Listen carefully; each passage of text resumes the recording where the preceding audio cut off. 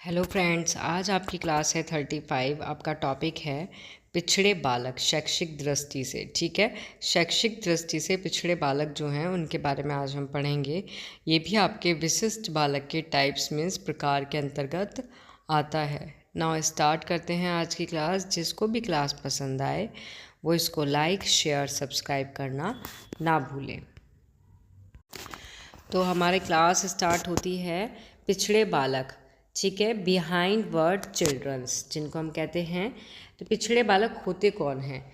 पिछड़े बालक वे बच्चे होते हैं जो अपनी आयु के सामान्य बच्चों की तुलना में पढ़ने लिखने में पीछे रह जाते हैं या जिनकी शैक्षिक योग्यता कम होती है। ऐसे बालक को क्या कहते हैं? पिछड़े बालक कहा जाता है। तो यहाँ आपको लाइन से ही जो मैंने अभी ये थ्योरी लिखी हुई है इसके अंदर, इससे ही समझ आ गया होगा कि पिछड़े बालक ऐसे बच्चे होते हैं, ऐसे चिल्ड्रन होते हैं, आपके ऐसे स्टूडेंट होते हैं जो अपनी आयु के सामान्य मीन्स अगर उनकी आयु का कोई सामान्य बालक है तो उसकी तुलना में पढ़ने लिखने में क्या हो जाएंगे? पीछे रह जाएंगे। ठीक है, अगर मान लो कोई दो बच्चे हैं, एक 10 साल का है दूसरा भी 10 साल का है, तो उनमें से एक बच्चा क्या है पढ़ने लिखने में बेटर है लेकिन दूसरा क्या है पीछे रह जाता है, तो उसी को हम क्या कहते हैं? पिछड़े बालक कहते हैं। और शैक्षिक योग्यता इनकी कैसी होती है? कम होती है। क्लियर हुआ आपको कि पिछड़े बालक कौन से होते हैं? नेक्स्ट हेडिंग आती है इसमें विशेषताएं, कि जो पिछड़े बालक होते हैं उनकी क्या विशेषता होती है जिससे हम पहचान सके कि हाँ भाई ये पिछड़ा बालक है। इसमें हमारा फर्स्ट पॉइंट आता है शैक्षिक। ठीक है, फर्स्ट पॉइंट क्या आता है? शैक्षिक। तो शैक्षिक में क्या आता है पिछड़ेपन में? कि पढ़ने लिखने, ठीक है, क्या आता है? पढ़ने लिखने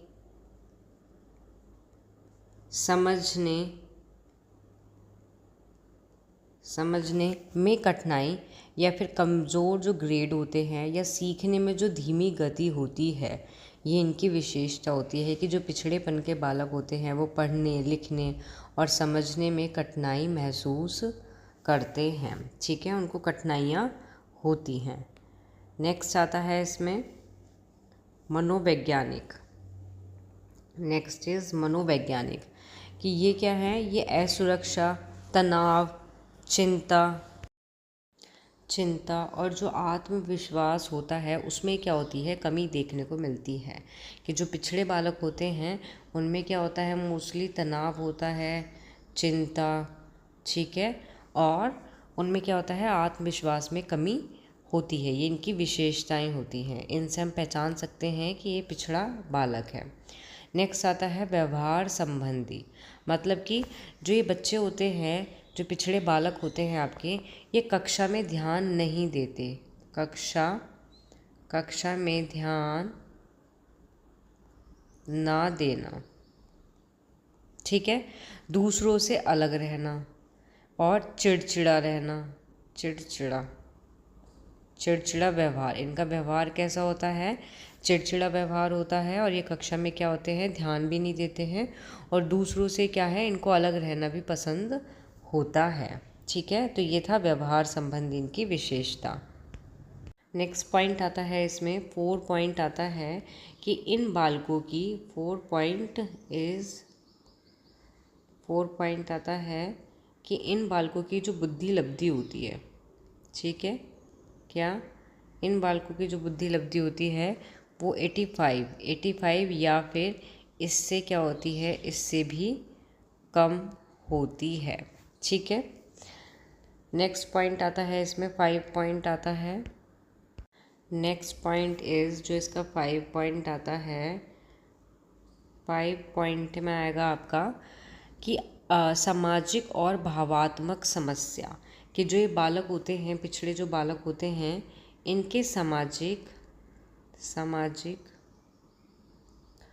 और भावात्मक समस्या। ठीक है, तो इनका क्या होता है? जो पिछड़े बालक होते हैं ये सामाजिक रूप से बातचीत करने में और भावात्मक रूप से नियंत्रित रहने में भी क्या करते हैं? कठिनाइयाँ इनको हो सकती है। ये बातचीत करने में भी नहीं कर पाते, बातचीत करने में भी हेजिटेशन रखते हैं जो ये पिछड़े बालक होते हैं आपका। ठीक है, नेक्स्ट आती है 6 पॉइंट आता है इसमें अनुशासन संबंधी। अनुशासन संबंधी, अनुशासन संबंधी में आपका आता है कि ये जो बच्चे होते हैं ये ध्यान केंद्रित करने में संघर्ष करते हैं, और ये मतलब एक तरह से कह सकते हैं कि ये कैसा व्यवहार करते हैं, आपका अनुचित व्यवहार करते हैं। ठीक है, कैसा व्यवहार करते हैं, अनुचित व्यवहार करते हैं। नेक्स्ट आती है इनका 7 पॉइंट आता है। 7 पॉइंट इज सामाजिक आर्थिक रूप से वंचित। सामाजिक, नेक्स्ट पॉइंट इज सामाजिक आर्थिक रूप से वंचित। ठीक है, तो इसमें क्या है कि ऐसे जो बच्चे होते हैं ये संचय शैक्षिक हानि या फिर स्कूल को छोड़ने की उच्च दर और बौद्धिक कार्य प्रणाली में एक प्रगतिशील कमी को भी एक तरह से क्या करते हैं, दर्शाते हैं। तो ये सभी क्या है, इनकी विशेषताएं हैं। आगे आता है इनकी शिक्षा प्रणाली की, इनकी शिक्षा प्रणाली कैसी होती है। तो आपका पिछड़े बालक की जो शिक्षा है वो कैसी होती है। फर्स्टली पॉइंट आता है IEP, जिसको हम बोलते हैं व्यक्तिगत शिक्षा योजना। क्या बोलते हैं इसको हम, व्यक्तिगत शिक्षा योजना। ठीक है, IEP। ठीक है, इंडिविजुअलाइज एजुकेशन प्लान। इसमें क्या होता है कि जो प्रत्येक बच्चे के लिए जो एक विशिष्ट योजना बनाई जानी चाहिए जो उनकी ताकत और कमजोरी का ध्यान रख सके। ठीक है, तो इनकी शिक्षा में क्या होना चाहिए कि इनके लिए एक विशिष्ट योजना बनाई जाए ताकि इनकी जो कमजोरी हैं, ताकि क्या है, इनकी जो कमजोरियां हैं, जो इनकी कमजोरी होती हैं उन पर क्या किया जाए, उन पर ध्यान रखा जाए। ठीक है, नेक्स्ट आता है इसमें सेकंड पॉइंट आता है। सेकेंड पॉइंट आता है धीमी गति से सीखने की अनुमति, means allowing for slow learning, कि बच्चों को बिना दबाव के सीखने की अनुमति देनी चाहिए। कि जो ये पिछड़े बालक होते हैं इनको क्या करना चाहिए, बिना दबाव के सीखने की अनुमति देनी चाहिए और उन्हें अपनी गति से सीखने के लिए क्या करना चाहिए, प्रोत्साहित करना चाहिए। क्या करना चाहिए, प्रोत्साहित करना चाहिए कि वो अपनी गति से क्या कर सकें, सीख सकें। ठीक है, इसको इंग्लिश में नाम लिखना है तो लिख सकते हो आप, अलोइंग फॉर स्लो लर्निंग। ठीक है, नेक्स्ट आता है आपका विशिष्ट आवश्यकता के अनुरूप शिक्षण विधियाँ, कि बच्चे की जो सीखने की शैली होती है और आवश्यकता के अनुसार शिक्षण जो विधि होती हैं उसका चयन करना चाहिए। कि जो पिछड़े बालक होते हैं उनके लिए जो ये आपकी शिक्षण विधियाँ होती हैं, शिक्षण जो विधियाँ होती हैं उनका क्या करना चाहिए, उनकी आवश्यकता के अनुसार ही चयन करना चाहिए। कि teaching method appropriate for specific need. ठीक है, नेक्स्ट आता है सहायक उपकरण। क्या आता है, सहायक उपकरण।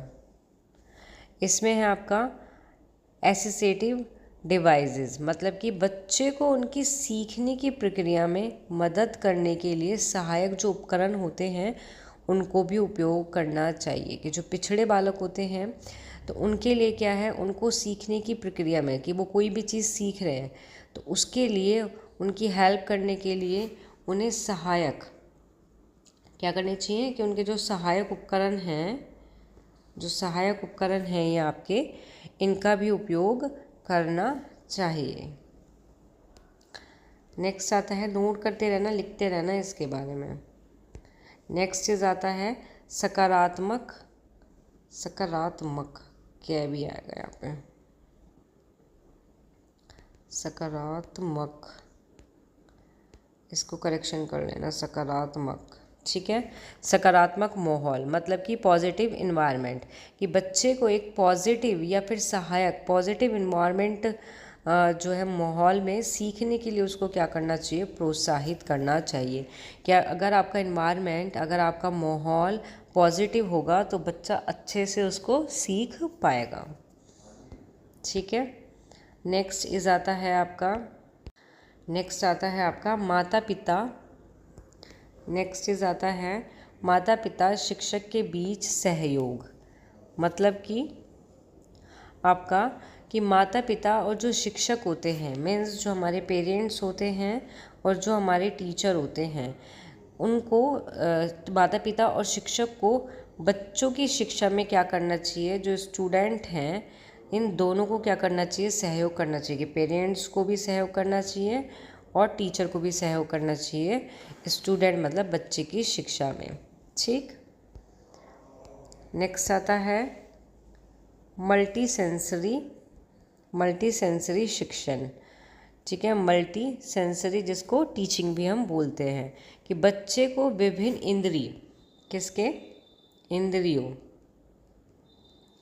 इंद्रियों के माध्यम से, जो इंद्रियां होती हैं हमारी, इनके माध्यम से सीखने के लिए क्या करना चाहिए, प्रोत्साहित करना चाहिए। मल्टी सेंसरी शिक्षण का मतलब है कि बच्चे को विभिन्न अलग अलग इंद्रियों के माध्यम से सीखने के लिए प्रोत्साहित करना चाहिए। नेक्स्ट आता है, इसमें 6 पॉइंट आता है आपका समूह गतिविधि में भागीदारी। Means participate in group activity. कि जो बच्चे होते हैं, पिछड़ेपन के जो बच्चे होते हैं, बालक होते हैं, उनको समूह में, ठीक है, किसमें, समूह की जो गतिविधियां होती हैं उसमें भाग लेने के लिए उनको प्रोत्साहित करना चाहिए, ताकि उनकी हेजिटेशन भी दूर हो सके और वो इजीली कोई भी चीज़ को सीख सकें। नेक्स्ट पॉइंट आता है प्रौद्योगिकी उपयोग। मतलब कि यूज़ ऑफ टेक्नोलॉजी, कि बच्चे को सीखने में मदद करने के लिए जो प्रौद्योगिकी है, टेक्नोलॉजी है, उसका भी यूज़ करना चाहिए, उसको भी उपयोग में लाना चाहिए। नेक्स्ट आता है शैक्षिक लब्धि। नेक्स्ट इज़ शैक्षिक लब्धि, जो मैंने ऊपर भी बताया था इसकी विशेषता में, कि शैक्षिक लब्धि क्या होती है इनकी 85 से क्या होती है, 85 होती है या 85 से कम होने पर होती है। तो इनकी जो शैक्षिक लब्धि है या IQ जो है इनका EQ जो होता है इनका, EQ एजुकेशन, ठीक है, इनका जो एजुकेशनल कंटेंट जो होता है वो 85 से क्या होता है, कम होने पर बच्चे को शैक्षिक रूप से पिछड़ा माना जा सकता है, इसलिए उन पर ध्यान देना चाहिए। नेक्स्ट और लास्ट आता है इसमें मनोवैज्ञानिक परामर्श। ठीक है, साइकोलॉजिकल कंक्लूजिंग, कि यदि बच्चे को सीखने में कठिनाई हो रही है, मनोवैज्ञानिक जो हैं उनका परामर्श है पिछड़े बालक के लिए, कि यदि बच्चे को सीखने में कठिनाई हो रही है तो उन्हें मनोवैज्ञानिक परामर्श की आवश्यकता हो सकती है। ठीक है, और अगर आवश्यकता है तो मनोवैज्ञानिक को उनको परामर्श देना चाहिए। ओके, तो ये हैं सभी पिछड़े बालक की शिक्षाएं। आगे आते हैं इसमें कुछ इम्पोर्टेंट क्वेश्चन जो आपके एग्ज़ाम में आते हैं, किस तरीके से क्वेश्चन इस टॉपिक के अंदर से आ सकते हैं।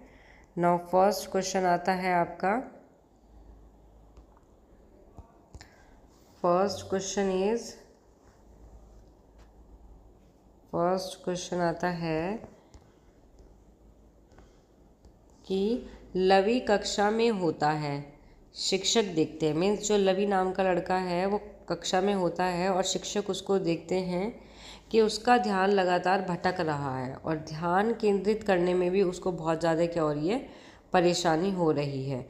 तो डैश के लक्षण का वर्णन है, कि ये किस चीज़ के लक्षण का वर्णन हो सकता है।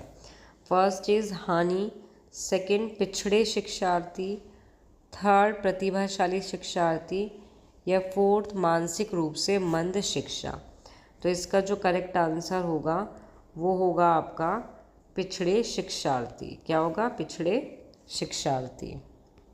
नेक्स्ट क्वेश्चन आता है, नेक्स्ट क्वेश्चन आता है आपका, नेक्स्ट क्वेश्चन इज डैश को अपनी कक्षा में अन्य बच्चों के साथ तालमेल बिठाने में क्या है, चुनौतीपूर्ण लगता है।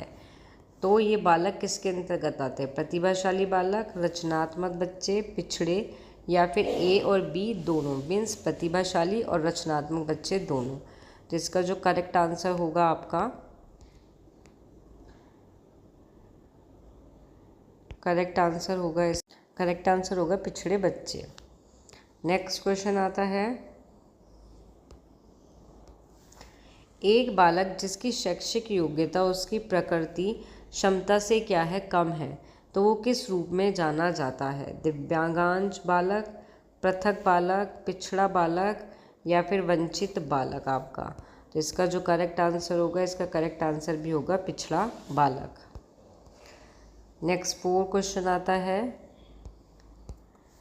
पिछड़े बच्चे के लिए शैक्षिक लब्धि की अवधारणा किसने दी थी। इम्पोर्टेंट क्वेश्चन है, लिख लेना आगे।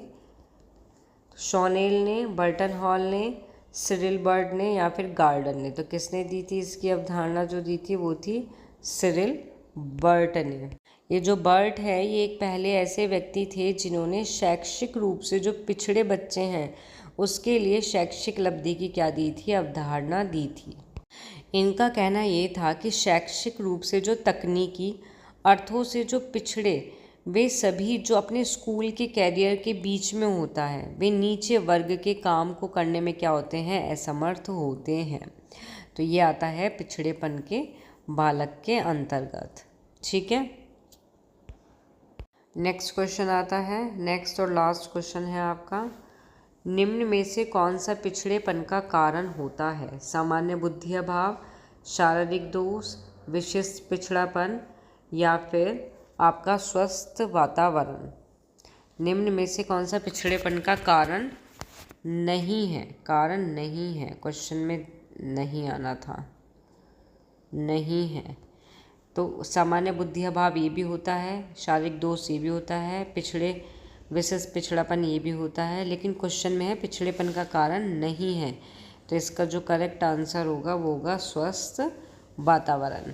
ओके, तो यहाँ आपकी क्लास होती है समाप्त। नाउ नेक्स्ट क्लास में मिलेंगे हम इसी को, जो विशिष्ट प्रकार हैं बालक के, जो प्रकार हैं इसमें जो शारीरिक रूप से बालक हैं आपके विशिष्ट बालक, उनके बारे में हम पढ़ेंगे कि जो बहरे होते हैं, जिनको दिखता नहीं है, सुनते नहीं हैं, बोल नहीं पाते, वाणी दोष होता है, इन सभी को हम डिटेल में पढ़ेंगे।